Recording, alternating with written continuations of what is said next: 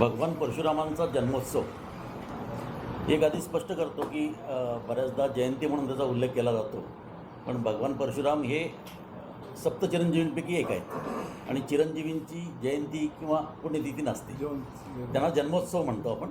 तर हा जन्मोत्सव जो आहे तो 19 तारखेला अक्षय तृतीयेच्या दिवशी तिथीप्रमाणे त्या दिवशी येतो आणि त्याच दिवशी जन्मोत्सव सोहळा आणि त्याची मिरवणूक निघावी ही आमची इच्छा होती आणि त्यानुसार रविवारी 19 तारखेला संध्याकाळी 5 वाजता ही भव्य मिरवणूक निघणार आहे.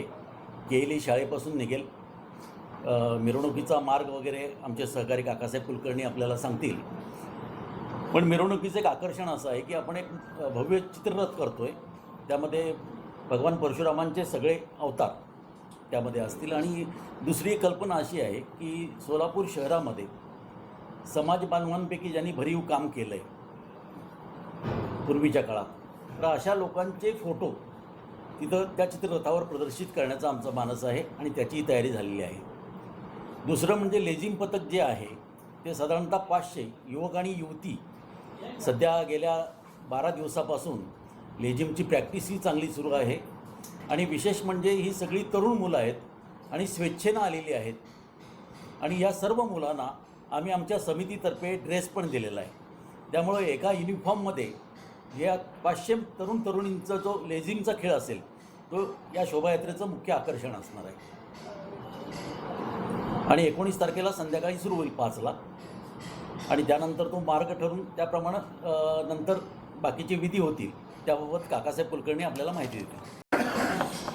आजच्या या पत्रकार परिषदेला डावीकडून बसलेले आमच्या मंडळाचे विश्वस्त विक्रमजी डोंसळे, त्यांच्या बाजूला बसलेले आदरणीय या उत्सव समितीचे कार्याध्यक्ष अजयजी कुलकर्णी, या मंडळाचे उत्सव अध्यक्ष आमचे मार्गदर्शक आदरणीय राकेश टोळेसाहेब, त्याचबरोबर आमच्या महिला विश्वस्त ॲडव्होकेट शर्वरीताई रानडे आणि आमचे दुसरे विश्वस्त आदरणीय ज्येष्ठ पत्रकार रवींद्र नाशिककरजी. तर सगळ्यांना नमस्कार. 19 तारखेला अक्षय तृतीयाच्या मुहूर्तावरती भगवान परशुराम जन्मोत्सव अखंड देशात साजरा केला जातो आणि त्याच दिवशी त्याची मिरवणुकीची सांगताही केली जाते.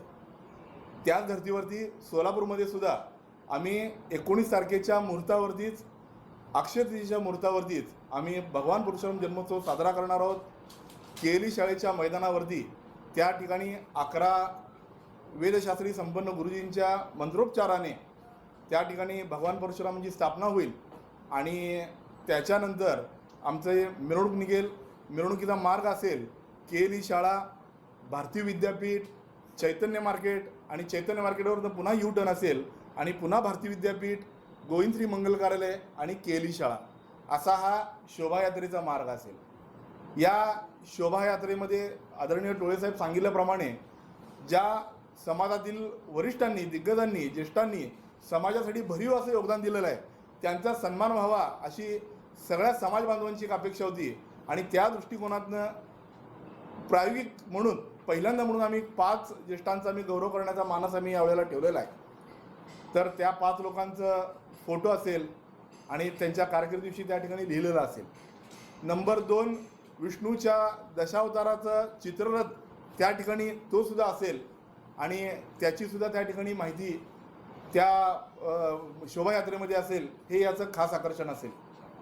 त्याचबरोबर 19 तारखेला या भगवान परशुराम जन्मोत्सव समितीचं ज्या ठिकाणी मंडप असणार आहे त्याच्या बाजूला आमचं सालाबादाप्रमाणे यावर्षीसुद्धा रक्तदान शिबिर ठेवलेलं आहे. दरवर्षी आपलं रक्तदान शिबिर असतं आणि यावर्षीसुद्धा रक्तदान शिबिर आहे आणि नेहमीप्रमाणे यावर्षी पण आपण ते रक्तदान शिबिर ठेवलेलं आहे आणि संध्याकाळी त्याची पूजा होऊन प्रसाद वाटप होऊन त्याची संध्याकाळी 10 वाजता शासकीय वेळ पाळून, शासकीय नियम पाळून त्याची सांगता संध्याकाळच्या वेळेला आम्ही ती करणार आहोत.